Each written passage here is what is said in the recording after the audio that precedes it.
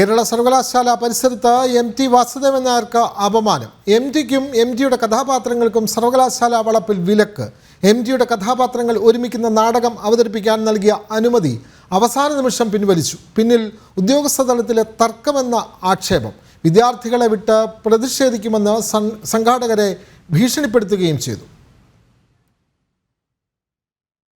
സംസ്ഥാന സർക്കാരിന്റെയും സാംസ്കാരിക വകുപ്പിന്റെയും നിർദ്ദേശത്തിൽ 10 ലക്ഷം രൂപ അനുവദിച്ചാണ് നവതിയുടെ നിറവിൽ നിൽക്കുന്ന MT വാസുദേവൻ നായർക്ക് കേരള സർവകലാശാല ആസ്ഥാനത്ത് ആദരം നൽകാൻ തീരുമാനിച്ചത്.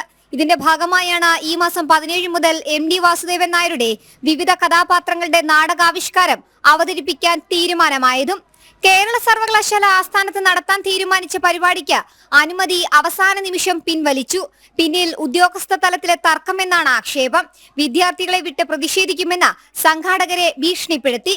നടന്നത് അംഗീകരിക്കാൻ കഴിയാത്ത തെറ്റെന്ന് save university campaign committee chairman RS Sasikumar പറഞ്ഞു. MT വാസുദേവൻ നായരുടെ നവതി ആഘോഷവുമായിട്ട് ബന്ധപ്പെട്ട ഈ ചടങ്ങ് ഒരു വിവാദമാക്കി മാറ്റിയത് ദൗർഭാഗ്യകരമായി പോയി.